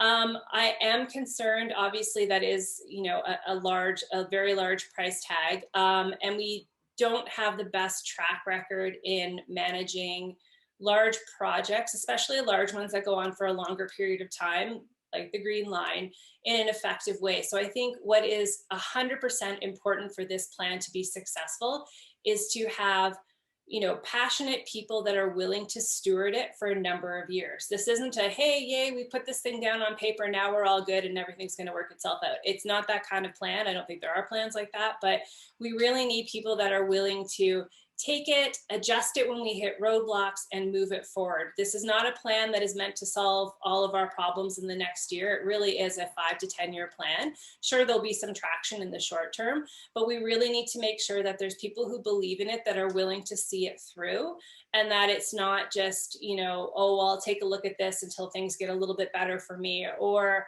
you know, till I go and I work on a different project. We need people who are dedicated to its success, and we need to have checkpoints. We need to have, you know, the city and private industry coming back and letting council know, how are we doing? What is, you know, how are we measuring this? What is our success? I actually asked the city team, how are we measuring success with this? And I didn't really get a super great answer. They said, well, some of it's just not measurable, but so I do hesitate when we're attaching a price tag like that and we don't have clear metrics that we're measuring our success against. But that said, the passion I saw in the group that put this together does give me some hope that, you know, we have the right people working together. And as long as we have that flexibility moving forward, it will be something that will benefit the city as a whole. Thanks, Lauren. Jacob, you're unmuted. Do you have a couple of thoughts? Yeah, I was gonna jump in next. Thank you for noticing. As far as I'll start with the downtown strategy, and then I think I'll jump to some other things that I think can help our economic recovery. So as far as the downtown strategy goes, I like the principles, I like the goals. We need to have things to do downtown, because right now you work whatever shift you're working and you leave. And unless there's a Flames game going on, if that's something you're into, or some other event, there's really no reason to stay downtown. So I think the downtown plan is a good start from that perspective. Where I get a little antsy again is the $200 million, especially because, as Lauren just said, we're not the greatest at these long process sort of projects, and we're also not very good at measuring success. And that sort of leads me into one of the things outside of the actual plan itself, and that's that I think we need to do an across the board department review to make sure all city departments are running the way they should be and have measurable and attainable goals within their purview, as well as we need to promote safer communities. And part of that I'm hearing from my constituents is having a more local presence from both our fire and police departments. That's something I'd like to work on. Thank you so much, Jacob. Safety is definitely key. Is there anybody else who would like to add? Yes, Lana. Sorry, I'm old school, so I appreciate that it's completely ludicrous in 2021 for me to be raising my hand. I just don't think I know where the button is to do it digitally. You know what? Then I also know you're not frozen if I see you moving. Yeah. I mean, I think you know you're a middle-aged lady when. So I am in full support of exploring how do we revitalize and re-energize downtown. I do think that is a really important part of our economic recovery. So I think Lauren and Jacob and Gurbir have covered that. So I think the only few things that I would contribute is there's no shortage of domain expertise as it relates to business, entrepreneurship, and innovation in our city. I think that's what we're known for. I think it defines Calgary. We're a city of doers and we do business well. So I think for me as a city councillor, what I want to do is we need to get experts doing what they do best. And I think I can only speak for myself as a private citizen. It has brought me no end of frustration to see people who come into office wanting to make an impact that is more aligned with their personal ambitions versus stepping aside and accepting that this is a governance role and we are intended to shepherd and have strategic oversight. And so as a councillor, I think it's our role to make this city one that does have a business mindset and is friendly to businesses. And part of how we do that is people have to want to live here. So Evan, I too hope your kids can take the Green Line to university, and I hope they come to my class at Mount Royal University. I'm a little bit biased. Go Cougars. And I think that those are the sorts of infrastructure projects that we should be supporting. And I think we should also be working collaboratively with other orders of government to address the things that haven't come up so much as we've talked about our economic recovery. And I think that's women's economic recovery. Most of the job loss that was suffered over the last year has been with women. And when we talk about going back to normal, if we go back to the way the economy was, what that means is that we're going back to a system where the most precariously employed people were women, younger folks, newcomers, and racialized individuals. So to me, going back to the way things were pre-pandemic is not an option. I have a vision for a better Calgary where we're not necessarily future-proof because you can't predict what hasn't happened yet, but we're future fit and we're more nimble and better able to better prepared to support all Calgarians in engaging in a more meaningful way in our economy. And I think as city councillors, I've heard all the passion here. I think that these small, locally based solutions are going to make our city more livable and more desirable, which is also a really important part of attracting people to want to come and work here and start businesses here and to innovate here. So yes to the Green Line, yes to revitalizing downtown, but I think we also need to fundamentally make our communities places where people can see themselves here, laying down roots and building a future.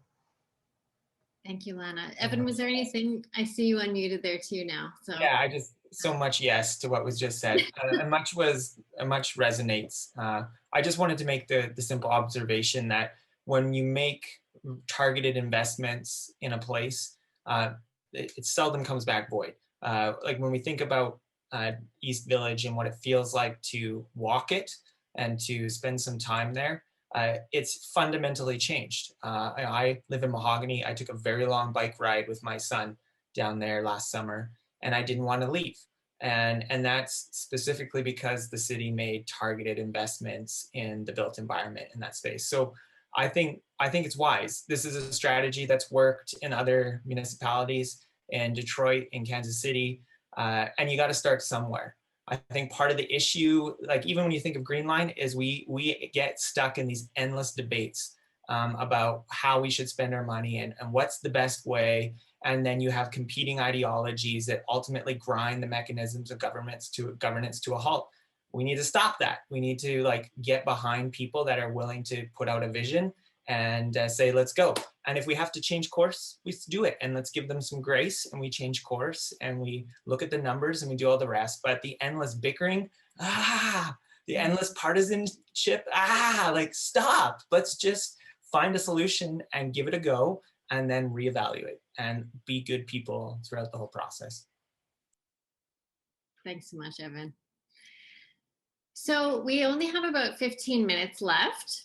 We have some pretty great questions coming in right now. So what I'm going to do is address the next one. And I want to also say thank you so much to Grace again for the question. Obviously, it seems like, again, one of those that we could probably discuss all night, but we won't. So we'll move on to the next question. And that would be from Andrew Davis. So thank you so much. So Andrew says, to all the candidates, to get the economy back on track, what emerging industries are you watching? What are your plans to help handle unemployment? So let's see who can go first. Gurbir, it looks like, and see what we can come up with in 10 minutes.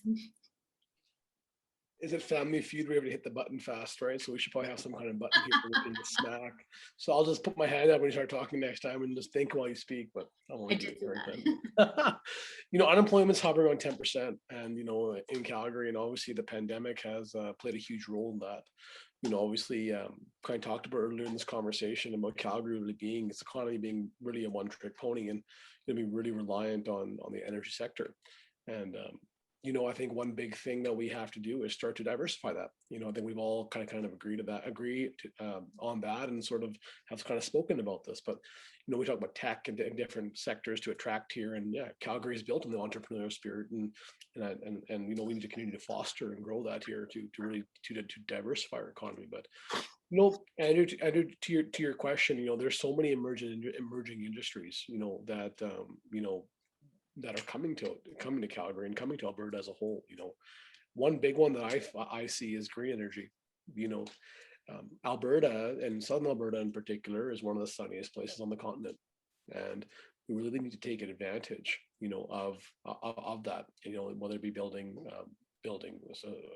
solar farms, or it's even also one of the windiest places on the continent too, and building, you know, wind farms, and sort of getting our, you know, to tackle unemployment, sort of getting our workforce trained up in cleaner and more green energies, I think is one way that we tackle it. But to be honest with you, even the pandemic sort of ending will help bring the number lower. And as the economy really reopens, people really go back to work. You know, that will also do its part in lowering our unemployment. But we have to do our part to continue to attract, you know, build a great city, to attract these type of sectors to Calgary and to Alberta. And yeah, as city council, you know, we also have to play what our part is. You know, we're not the ones, it's not really fully on our shoulders to do it. It's, again, our part is sort of economic development and promoting the advantages of Calgary, but also, again, building a great city that people want to live, work, play in, and also ultimately invest in. So Thanks, Gurbir. Jacob. So in order to get the economy back rolling, I'd be looking at industries, obviously, that we've already started, like film and television, tech startups, things like that, things a lot of people have talked about already, and you're going to hear over and over again before October till the point you're sick of it. So I'd like to bring up one that maybe doesn't get talked about enough, and it's one that attaches to an issue that Lauren and I have talked about before, and that that I talked about on the podcast before, and that's there's a whole bunch of orphan wells from the biochemical and energy industry down in the south, and we can employ a lot of people if we work with our provincial and federal partners to turn these into geothermal energy plants, or to just mitigate the risk altogether. And that's something we can do for the safety of our city as well as employ people. So that's one I'd be looking to for sure. Thank you. Does anybody else have thoughts around what? Yes, Lana. Well, I think what's really interesting is I was reading an article recently that was showing the different industries that are where we've seen meaningful growth in terms of jobs. And it's actually in my industry, the life sciences, and due largely in part to government spending. And so although we can have, I think we've heard tech come up a number of times on this call, and I would agree that really is the direction that we're going in, and thus helping people upskill and reskill and helping younger folks choose more future-friendly occupations and lines of study. And although I teach at a university, I think there's a variety of different forms of post-secondary, all of which have value and can help young people prepare to join the economy in a variety of different contexts. I would just say, I think it's interesting that what we're seeing is some of those industries where we had hoped to see the biggest job growth, we haven't quite seen yet. And I think we need to better understand that. The other thing that I would say, and I think there's been lots of great contributions, but just to riff off of, is I think that the city of Calgary doesn't own the issue of unemployment. And I think it's important that we have a council that has a good working relationship with all orders of government to ensure that Calgary is getting the best deal possible. And I'm certainly, as a councillor, wanting to advocate for doing what is within my span of control. I also think we need to restore some bridge building between the city of Calgary and our provincial government. And I think that's going to be really, really important. You know, over the weekend, I got an email from somebody saying, which political party is funding you? And I said, not a one. My commitment is to work with the provincial government, not for them. I work for the people of Ward 6. And so I think that part of this conversation, it's hard to talk about Calgary's economic future without talking about having really good, strong working relationships with other orders of government, because there's certainly a role for the federal and provincial government to play in our economic recovery as well. Yes, Evan. Just to build off of that, I'm not sure if the other candidates have seen it, but Alma has the pledge, which one of the lines is a commitment to nonpartisan campaigning. So just wanted to throw that out there. I signed that pledge and it's part of my campaign. One of the things that I would just throw into the hopper, we've covered tech, we've covered a variety of things. I think Calgary has a lot to explore in terms of tourism. We've done a lot in the past to highlight the beauty of the mountains, to paint a picture of a place that you can come and root and explore. But we have so much that could be done just in terms of like small tangible actions. A lot of cities that have major airports will have, you know, stay and go and check out the wharf area, and then go to this restaurant, and they package it and they put it together. There's an awful lot that we can begin to explore in the future as Calgary begins to realize some of these capital investments that we know are important for us over the next stretch. And even as we kind of redefine ourselves to a certain extent, I think there's a little bit of a healthy tension in our city in terms of like, we're looking for that fresh face, and what is it going to look like for Calgary to present itself to the world in the future? We have so much to offer, but what is that ultimately going to look like? And I think tourism is one of those places where, I mean, just limitless opportunity for us to invite the world to come check out what makes Calgary amazing. Absolutely. Especially downtown, because that's what used to be one of the draws, is it not? So hopefully we can, you know, return to that amazing space at some point with that revitalization and all of these industries that we could be tapping into to enliven the city. It's, you know, it could be a very exciting future. Any final thoughts around that piece, around the industries, unemployment, before we wrap up? Oh, Lauren, yes. I'm putting my hand up like Lana, but I'm not person too. Pick me, pick me. I just want to I guess just sort of build on a couple of things people have said. So I fully believe that yes, we do need to attract some outside investment, but I think it's really important, and I've actually heard this in a lot of the various different industry conversations I've had over the last few months, is we need to remember not to forget the ones who are already here, the businesses that are already here that want to grow, that want to expand, the businesses that have maybe made a choice to move here maybe 5 years, 10 years ago. So, it's not like they've been here for 50 years, but they are relatively new. They chose to, put a head office here or a large regional office. So we need to make sure that, we're retaining those companies. Retention is always cheaper, it's always better, and it's always easier than attracting new. We do need to attract new, and I think that that's important just again for that overall economic stability. But we really need to make sure that we're not losing focus. It's not the grass is always greener on the other side, right? You need to focus on those companies that have put down roots here. And, let's turn some of our small businesses that want to into medium-sized businesses. Let's take some of those medium-sized businesses and turn them into large businesses. And let's make sure that our whole business ecosystem is strong and it's healthy. And that we're not just backfilling because we're losing on the other side, because that's not a strategy that's going to really help us long-term. So that's really all I have to say about that. I like it. Thanks, Lauren. So being that it is 8:26, I wanted to invite everybody to stay if they decide that they would like to stay longer. I completely appreciate and respect people's time, as does everybody here, all of our panelists today. And we have been receiving some comments that more folks are interested in hanging around, perhaps hearing a little bit more from the candidates regarding some of the questions that have been posed in the chat room. So for any of the candidates that want to stay, that's fantastic. Of course, if you have other commitments or you need to just mentally check out for the day because it's been a long day, completely understand that too. We're all human.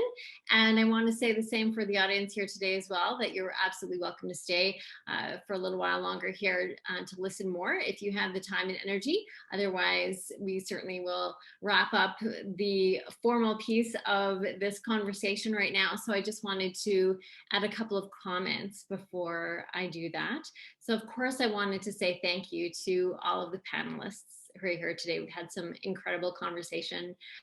It really does give us a window into who you are as people and what you're passionate about. And I want to say thank you again to everybody who attended tonight, who engaged. Thank you to Andrew for that last question that we just answered. It's another big one. We just appreciate everybody's time and attention and respect today. We will be following up with everybody who has attended tonight by email to check in, see if you have any other questions and find out how we can support you essentially. And so my final words of encouragement tonight are around voting. So please vote on October 18th. So it's important to be engaged, and that's something that we've all been talking about is engagement. It's important to be engaged and exercise the rights that you have to vote, and consider supporting the campaign one or more of the candidates. Perhaps somebody resonates with you, maybe more than one person resonates with you. Any one of them can, generously support you as an individual with questions, concerns, and listen and share information. So if you're open to supporting any of the candidates here tonight, you can do so just by sharing their information with others, volunteering perhaps, or even generously providing a donation. So thanks again to everybody for attending tonight. Thank you to all of the candidates.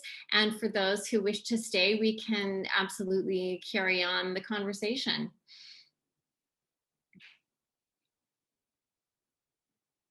And it seems like perhaps some people might stay. Yes, Jacob. Oh, I'm going a little bit out of order in the chat box, but one of these kind of stuck out to me, and that's the question about mental health.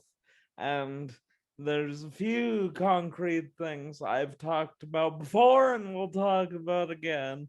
And that's that people, when they're seeking help, they are struggling right now to find a place to start.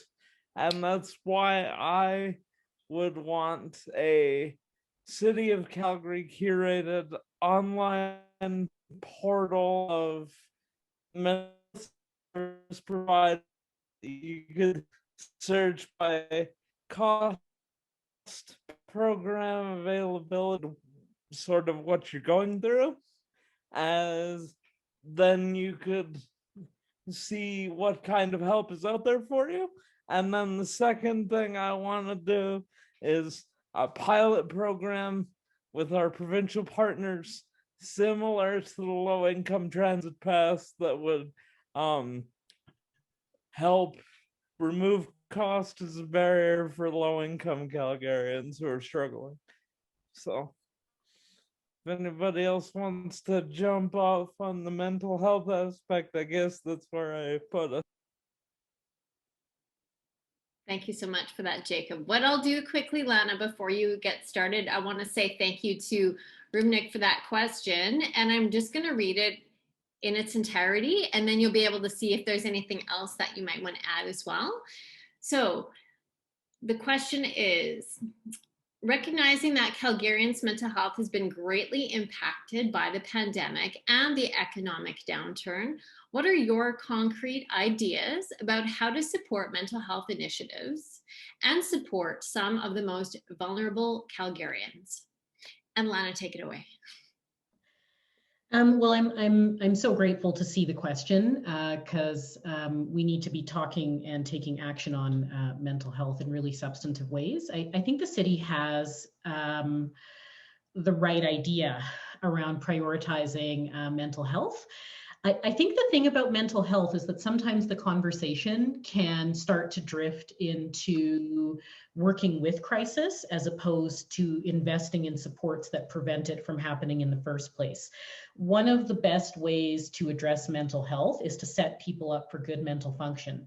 If I had my way, my ultimate vision for Calgary, it would be a Calgary where no child is exposed to adverse childhood events. Being exposed to adverse childhood events in the first 5 years impacts the way that your brain is going to work for the rest of your life. And although you can make change throughout the lifespan, it sure is easier when folks grow up in environments where they're not dealing with food security issues or poverty, or living in neighborhoods that don't have libraries or playgrounds or great community spaces to gather. And so I think the city has the right idea in earmarking funds around mental health, but I think we need to move the needle and the focus to natural supports and building communities that reinforce, social inclusion. There's an economic argument to be made for addressing our city's mental health concerns. Mental health concerns are among the top 3 reasons for both short-term and long-term disability. So we know that when folks are not feeling aligned psychologically and emotionally, it impacts their ability to do the things they need to do in their day-to-day lives. And as we talk about economic recovery, we need a healthy workforce. People do well if they can, so let's help them do well.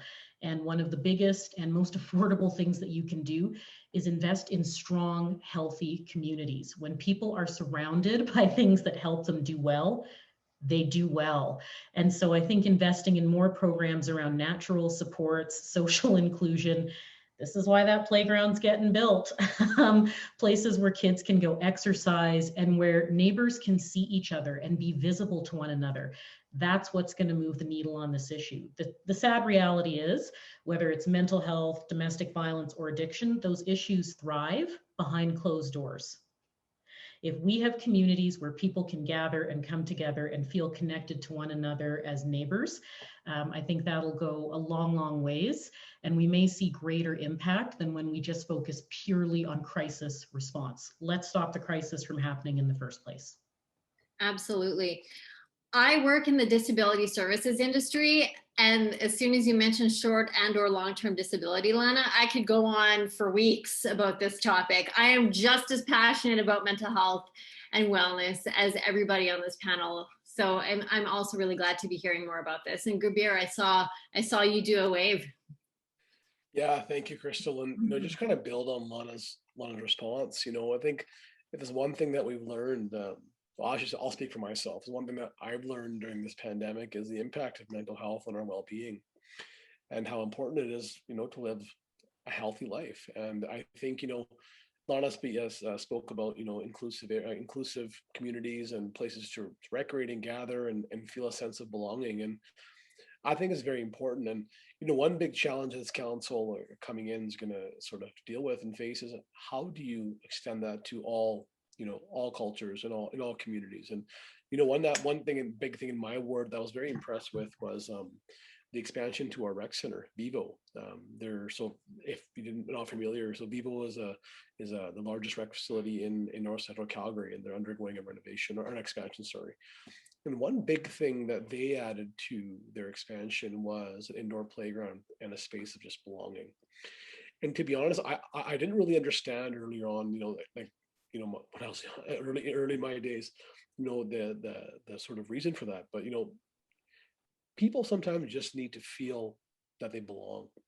Just sit there and experience the energy. And I learned that actually from my mom, who since passed, and she just loved going to the facility and just sort of watching kids play and just being around people, and sort of how that has the ability to lift one's mood and really make you feel good. And I think now the pandemic has really shown us that that's probably one of the most important things on our overall health. I know the city of Calgary, and I know Mayor Nenshi sort of speaks that maybe the most important piece of work that he's ever done in his time as a mayor is the mental health and addictions plan, and implementing the recommendations of that plan. And I think Lana, you talked about this is your background in the area, but it all starts in the home and all starts in the community, and I really agree with that. And a lot of people don't know where to really go. A lot of people are too proud to even, members of my community almost are too proud to even reach for help, because seeking help can be seen as a disadvantage or something shameful to do. And that's why, initiatives like National, like Bell Let's Talk and things like that, and really bringing awareness around the importance of this, and that it's actually okay to have a conversation. It's okay to seek help. But it all starts in the community, and how we in the city can partner and work with organizations that that are closest to our people is really how you, to be honest, curb it, and going to where the people are. So whether it be in the schools, whether it be in the rec centers, whether it be at the playgrounds, play parks, whether it be in religious assemblies, where do the people go and where can they access those supports really is how you provide the support in the best way, in my opinion, to the people. So thank you, Lana, for your awesome response. Yes, thank you so much for that. It's really about having the right tools, the right people at the right time, and having those resources in place and leading by example. So again, it feels like a very human panel here tonight. And so we all can be able, have the ability to show the community that we are leaders in that, reaching out for help, being honest, being open, and, sharing more about our stories. So it's really greatly appreciated how open and honest everybody is being here tonight. Yes, Evan. Yeah, real quick. I feel that local leadership is a real key ingredient in this whole conversation. Obviously, there's a place for best practice, for good, solid research, for studies, for the salaried strangers in the lives of these people that are in pain. They need these outside external inputs to help them through these moments of crisis. But ultimately, we want to be creating the kind of resiliency in neighborhoods that minimize the need for those external inputs. So, and I've very clearly heard Lana say that in different, smarter ways. But when I think of my neighborhood and the places that I want to turn when I'm in a rough spot, there's faces with names, and it's a dinner table, and it's a walk with somebody who I know is a listening ear. And it's amazing how much we can actually save tangible dollars and cents, money off of our health system and off of our city budget when society is healthy and when neighborhoods are thriving. So there's a little bit of an unhealthy relationship sometimes between governance and pathology. You can end up creating whole budget line items that thrive off of people's suffering and their need for an intervention. And we need to address that. We need to flip that script, right? Like there's whole, like a beefy police force is, while it's nice to have, is also a bit of a problem. Like you want to have a great police force that does everything we need it to do. But if you're in a place that is healthy and the citizens Pelian principle number 7, the police officers are the ones that are set aside, but it's incumbent on all people to look out for the safety of their neighbors. When the society's healthy, you have less need for all of these beefy governance line items. So maybe even Morag asked the question, what line item would you cut? I wouldn't cut any. I would hope that, especially when it comes to some of these line items that are there to intervene, to be that social safety network, as our communities are healthier, you have less and less need and less demand, and you have to spend less and less on those kinds of things. Thank you, Evan. Thanks for your contributions to that, and thank you for Remnant for the question. And you also mentioned, briefly Morag's question, and we have another question as well that came in from Justin. So in order to keep this evening within a reasonable time frame, I think what we'll do is just take a quick look at perhaps one more question, and I'll read it, or if you have the ability to actually touch on 2 questions within perhaps 2 to 3 minutes, this will be a great speed test. So I'll just quickly read them both and see where we can go with this in perhaps the next 10, 15 minutes. So I'm going to read out Justin's comments and questions first. So Justin says, one of the best ways to make sure taxes are used efficiently and stay affordable is to use our existing infrastructure and increase density to curb urban sprawl.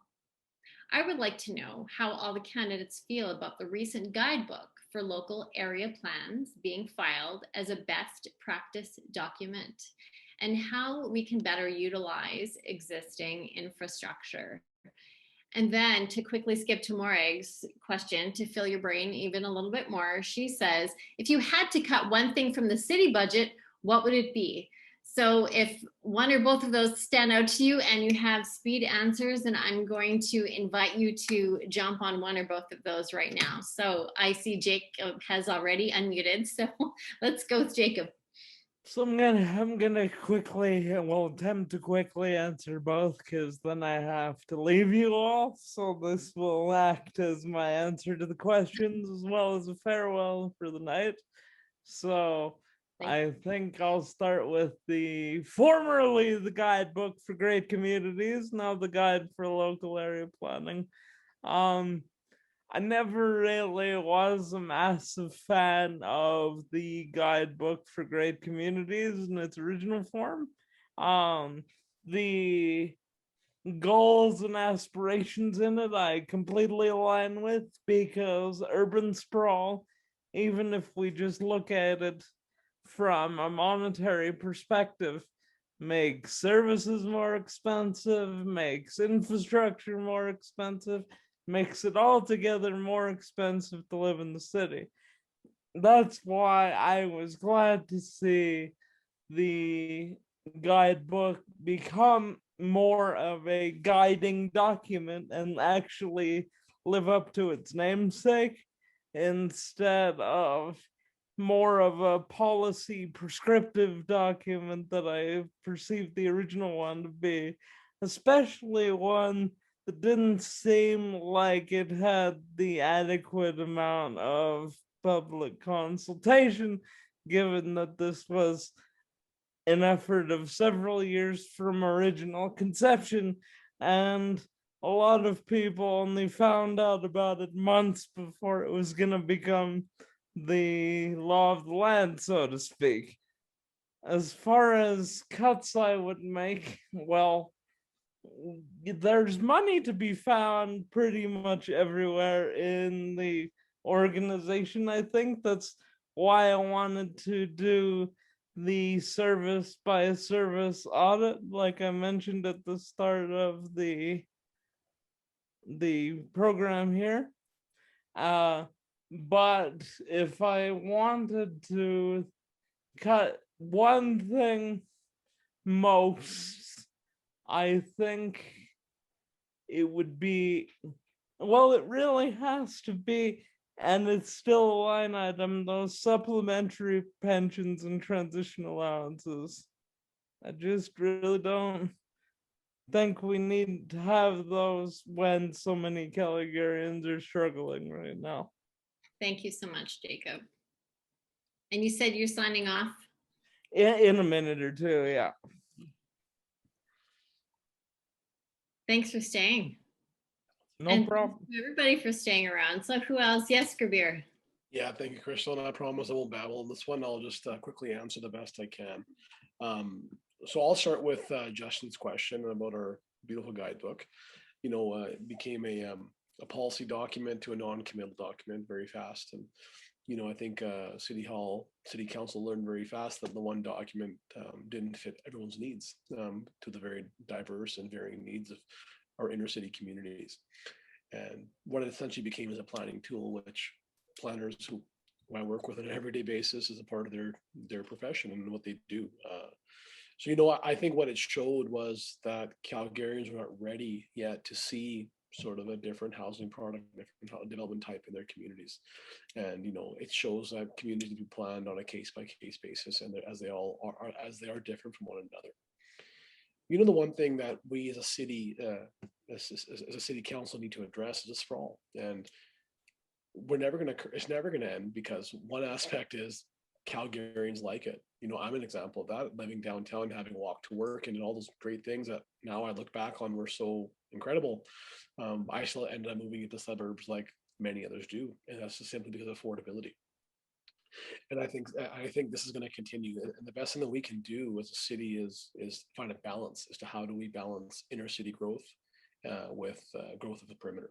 I think that's really the key equation, because Calgary likes its suburbs and it will continue to grow. So that's my answer to that one. Mareg, it's nice to hear from you. Thank you, a fellow Ward 3 resident. I hate the word cut, because it's very hard as an outsider sitting here as a citizen to say which aspect I would want to cut, because I don't know the full detail under the hood. For me, I'm a person of efficiency, and I try to find efficiency in everything that I do. So one thing I would do is, under a service review, understand, are there better ways that we can deliver these service? Are there alternate service delivery methods that we can deploy in which we can deliver the same quality of service, the same level of service at potentially at a lower cost? And, I would explore different methods, whether it be privatizing some of the aspects that we do, whether that's a good idea or not. I know, for example, the city of Calgary is looking to privatize some of its waste collection, and piloting that to see, is it a good fit? So I think there's really a solution is, that there is not really one aspect I could say I would cut, but I would look to see how it can make things more efficient. Thank you. Thanks, Gurbir. Yeah. Lauren, Evan, or Lana, who would like to go if you have any final comments on those questions? Yes, Lauren. I think I'll start with Moreg's question first. And I also don't love the idea of just cutting. I don't know what's under the hood either. And I don't think there's a line item or a department that, doesn't have some merit. So I think what I would do, we learned a lot through COVID. The city learned a lot through COVID. They started doing, things that they had done in some cases a fairly archaic way. They sped up and they got technical, and, they're doing building inspections now virtually, like things like that. And I want to make sure that the city continues to harness opportunities like that, because they are more efficient. They do save money. It's better for stakeholders and partners that they're working with. Another area that I think definitely could have some, again, cut's not the right word, but most of the city's employees, went home to work for the last 16 months. And I was speaking to one the other day and I said, so what's your return to work plan? And they're not really sure yet, but they've been fine working at home. And I know that that's not the case for every city employee, but there's a lot of real estate that perhaps the city does not need to the same extent to be maintaining, digital assets, all that sort of thing that comes with workstations. And I know they are looking at, in certain offices, making it more of like a hotel desk situation where you show up when you show up kind of thing. But just making sure that things like that aren't overbuilt, that we're not, funding office supplies and office technology for, what if we have everybody in the office at the same time? Like how can we save on some of those overhead costs, which typically you don't have a lot of opportunity to change. But right now, COVID has shown us that we don't necessarily need to have, full-fledged offices for everybody. So I think it's looking at things like that and just making sure that a lot of those lessons that we've had on efficiency through COVID aren't lost, just as, the world's opening back up. In terms of the guidebook, that's a big one, and we don't have enough time for that.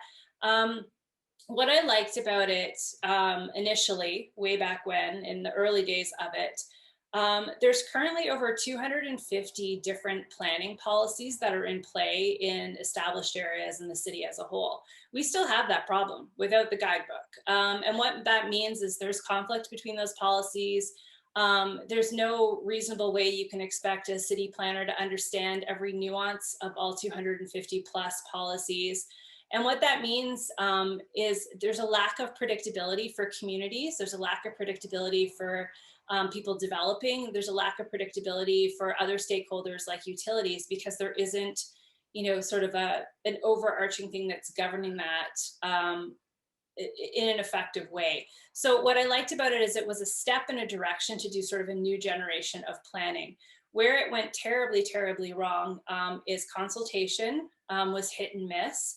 I know there's people who would argue that there was robust consultation, but if people are telling you they don't feel consulted, then you've missed something, right?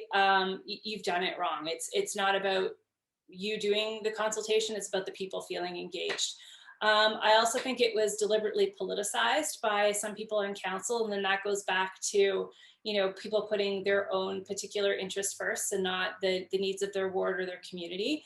And I think in the end, what happened is there were some people who were pushing for too much, that, great became enemy of the good. They tried to make it more than it was, and it wasn't palatable anymore. At one point, we had a document where, the heritage community, the development community, community associations were, you know what, it's not bad. Like, they were kind of 60, 70% there. Consensus like that is hard. But then what we did, and I'll use the royal we here, is we pushed for more, and it was too much. It was too much, too fast. People got upset that they didn't feel engaged. There was changes made after the engagement process, and it all unraveled. And I think it's unfortunate because a lot of time, a lot of energy, a lot of money, and not just city money, like, community money, industry money, there's a lot of work that went into it, and it's on a shelf now. And that's always unfortunate when that happens. And so I'm disappointed in that regard, because we're still in the same spot we were before the guidebook was a vision and before we went through all this debate around it. We're no further ahead, and we're really no further behind, but we clearly needed something. Otherwise we wouldn't have been working on that. So I'll be interested to see, what the appetite is for dusting it off the shelf, making it more palatable to people. I don't think as it is right now. I think it does need to breathe a little bit. I think we need to take a step back, but we do need solutions that are going to give residents, business, and the city that predictability, along with that affordability and choice going forward, so that we have that balance of development across the city in a way that people are comfortable with, or most people, because you're not going to get everybody. There you go. That's all. Thank you, Lauren. Yes, Evan. We'll see if we can wrap up by 9. So Evan and Lana, if you've got final comments on these questions, please share.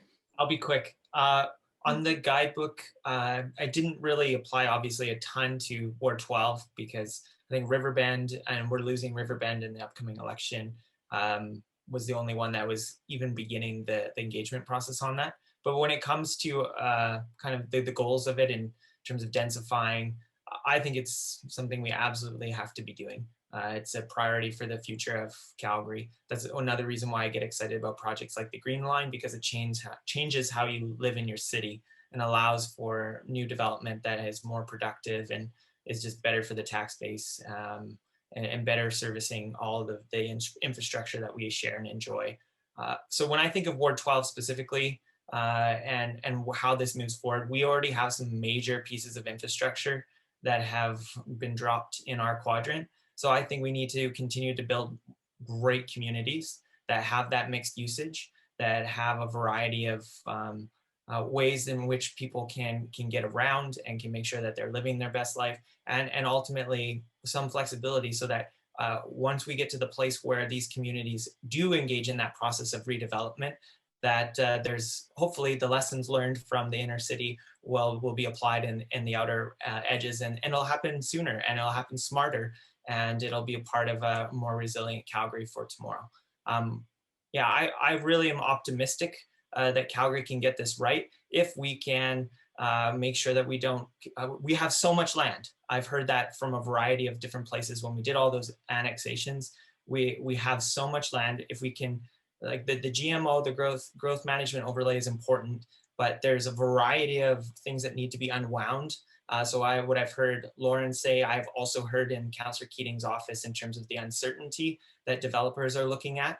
But then obviously the city has this problem that they need to do some regulation to make sure that the city builds out smart. So I look forward to sitting at tables with better, smarter people than I and do that great relationship building that Lauren talked about and begin to unravel some of these issues that have come out of the last 10 years. So. Thank you, Evan. Well, I thought Lauren's recap of the guidebook process was really articulate and succinct. And Lauren, if you'd like to come door knocking with me, I'd be happy to have you so that you could take the questions about the guidebook. Because I think the essence of what Lauren spoke to is there's a difference between content versus process. If we were to put an A/B test of a picture of Calgary 50 years ago versus Calgary today, of course the city has changed. And I don't think anybody is denying whether they support the guidebook or not. People aren't denying the inevitability of change, but even the mayor himself said the communication process around this was poor. And I, as a private citizen, tried to engage as best I could. I watched a lot of PowerPoints and a lot of YouTube videos. And admittedly, I think I'm a pretty smart person, but even I had a hard time following the complexities of what was being said. And I think that this comes back to the point I made at the beginning of this conversation, which is when people do not feel that they're getting clear, credible messaging, even if what you have to say is important, you're putting a rupture in the relationship that then stalls process and brings about conflict. So I thought Lauren summarized it really, really well. I think as it relates to cutting, you know, in the spirit of transparency, I haven't actually heard folks in Ward 6 talk about cuts. What I have heard them talk about, though, is value. And people have said that they want reassurance that their tax dollars are being used responsibly. And what's been really surprising to me is how people have said, Lana, what are you going to do to increase services for youth and seniors in the community? People are all thinking the really good community-focused ideas around if there's more services for youth, then we have less challenges with youth getting into trouble or mischief, if you will. So if anything, what I've been hearing overwhelmingly from folks in Ward 6 is they're very keen to talk about different community services that can meet the needs of their local area. I haven't heard cuts come up, but I have heard value per dollar. And that is something that I would definitely work very hard on, is to understand how far does that dollar stretch and where is it going and how do we make it meaningful for folks so that they feel like their needs are being properly addressed. Thank you so much for sharing that.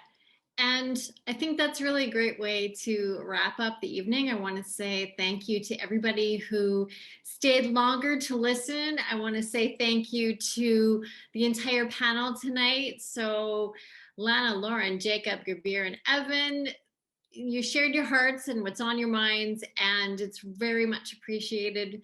And I just wish you all the best throughout your campaign and good luck on October 18th. And I'm sure we will all cross paths again very soon. Have a great night, everybody. Thanks, Thank you, Crystal. Thank you, Crystal, for doing this. I appreciate your time. Thank you so much. Thank you, Crystal. Lovely seeing everybody. Stay cool. Have a good night, you guys. Take care. Thanks all. Bye. Bye, Marek. Thank you. Bye, Marek. Bye-bye.